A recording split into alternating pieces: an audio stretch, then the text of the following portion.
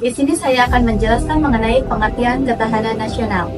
Ketahanan berasal dari kata tahan, tahan menderita, tabah, kuat, dapat menguasai diri, dan tidak kenal menyerah.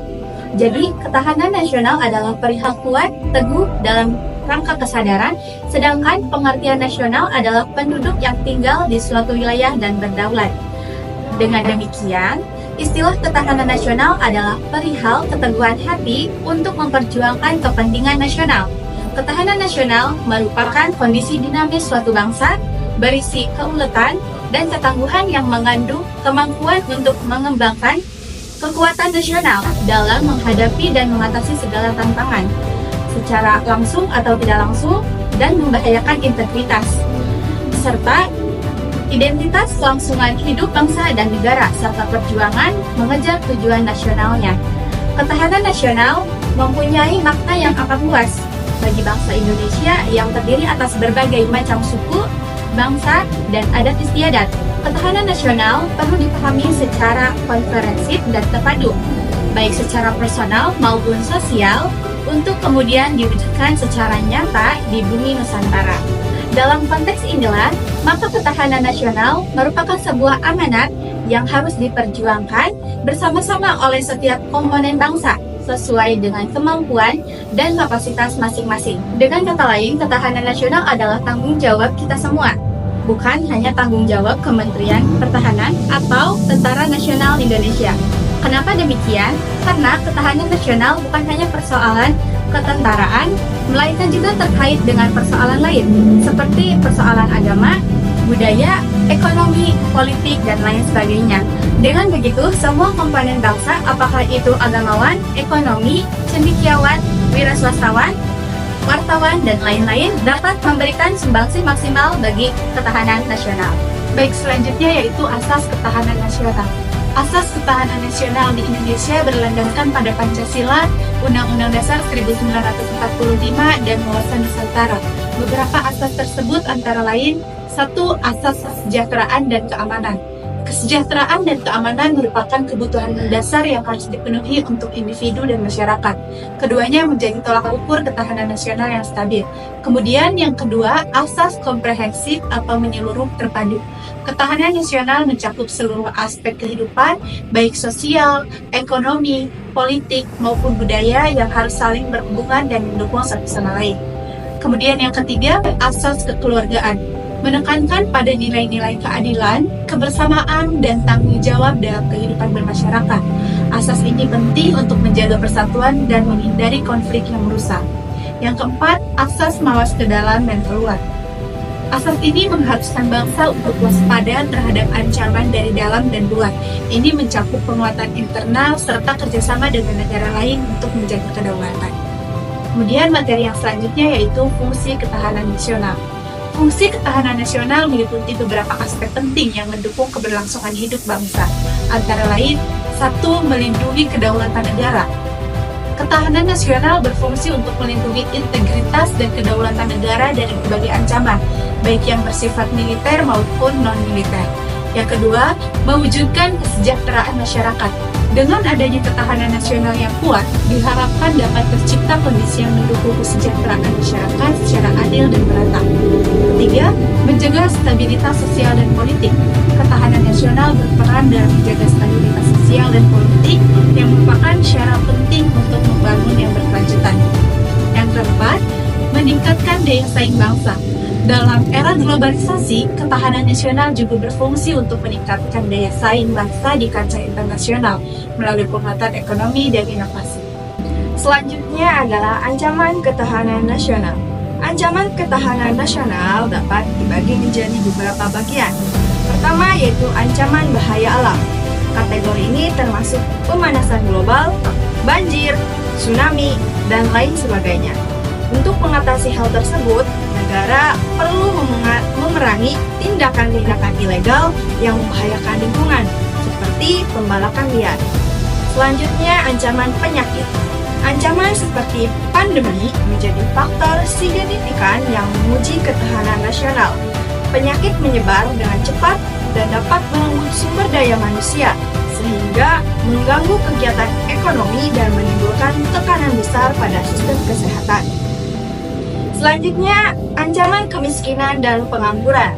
Masyarakat yang menderita kemiskinan dan mengalami pengangguran cenderung menghadapi ketidaksetaraan sosial dan ekonomi.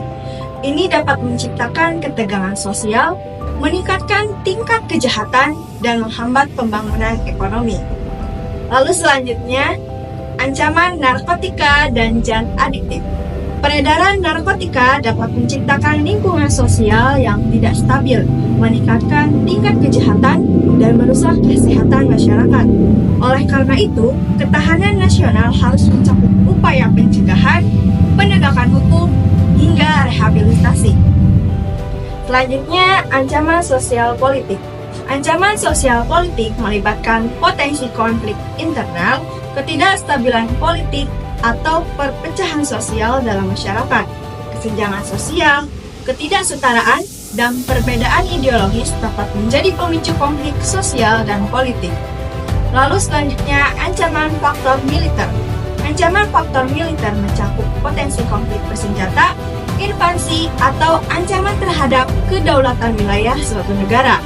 Pertahanan nasional harus mampu melindungi integritas wilayah dan keamanan nasional dari potensi ancaman militer. Selanjutnya ada contoh studi kasus di Indonesia, yaitu seperti COVID-19 yang mengancam ketahanan nasional.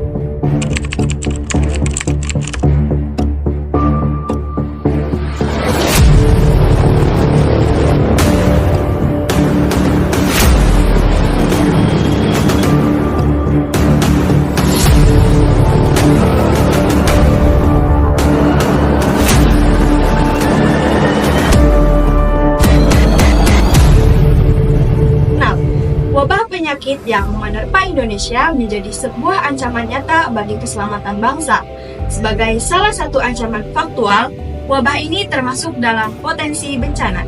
COVID-19 pertama kali terdeteksi di Indonesia pada Maret 2020.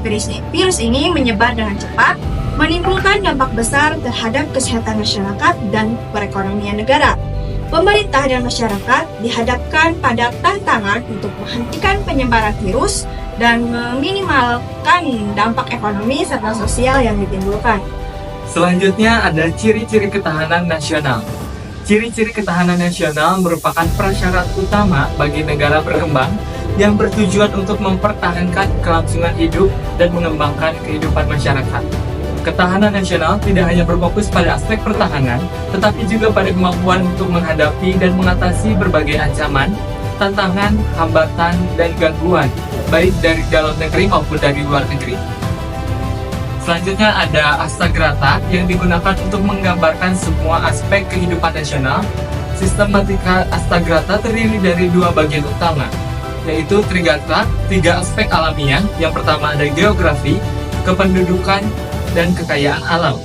Pancagrata atau 5 aspek sosial. Yang pertama ada politik, ideologi, ekonomi, sosial budaya, pertahanan, keamanan. Baik, selanjutnya ada aspek-aspek ketahanan nasional Indonesia, di mana geografis memiliki peran yang sangat penting dalam sistem keamanan nasional Indonesia. Sebagai negara kepulauan yang terdiri dari lebih 17.000 pulau dan terletak di antara benua Asia dan Australia serta dua samudra Pasifik dan Hindia. Indonesia memiliki posisi strategis yang mempengaruhi aspek keamanan, ekonomi, dan politiknya. Berikut adalah beberapa aspek ketahanan nasional. Yang pertama ada posisi strategis untuk pertahanan dan keamanan. Indonesia memiliki posisi geografis yang berada di persimpangan jalur perdagangan internasional. Posisi ini penting untuk pengawasan dan kontrol lalu lintas laut yang menjadi jalur utama distribusi energi dan perdagangan dunia. Sebagai contoh, Selat Malaka adalah salah satu jalur pelayaran tersibuk di dunia, dan stabilitas kawasan ini menjadi penting bagi ketahanan nasional Indonesia. Kemudian yang kedua ada kekayaan sumber daya alam. Kekayaan sumber daya alam yang melimpah seperti tambang, minyak, gas, serta hewani dan sumber daya alam yang lain menjadi salah satu modal penting bagi keutuhan ekonomi. Namun ini juga mengandung ancaman eksternal seperti eksplorasi ilegal oleh pihak-pihak asing atau pihak-pihak yang tidak memiliki kepentingan atau surat izin yang lain. Ini juga mengundang ancaman dari internal Indonesia sendiri seperti oknum-oknum yang tidak bertanggung jawab, seperti kasus timah tambang yang kemarin itu teman-teman. Kemudian yang ketiga itu ada keanekaragaman wilayah dan budaya.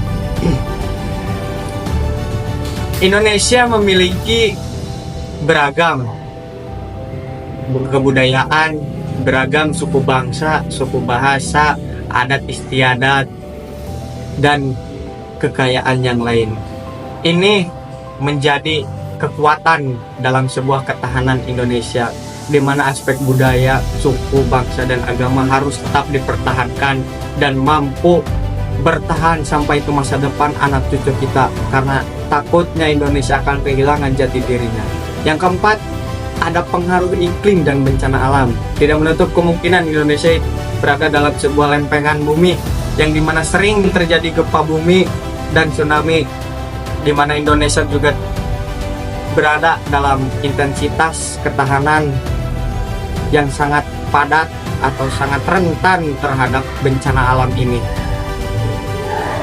Kemudian yang kelima adalah wilayah perbatasan sebagai benteng pertahanan. Ini sangat penting teman-teman, di mana perbatasan Indonesia itu. Contohnya seperti tugu atau perbatasan kita Indonesia dengan Papua Nugini, yang dimana dalam video YouTube teman-teman bisa lihat Bobon Santoso ikut mengeksplor dengan TNI bagaimana letak tugu perbatasan Indonesia, dan kalau bergeser sedikit itu mempengaruhi ketahanan Indonesia. Kemudian ada pentingnya laut sebagai poros maritim. Nah, sebagian besar negara Indonesia itu adalah kepulauan. Itu adalah dekat dengan laut, berarti dimana sumber daya kita itu lebih banyak ke arah perairan atau laut.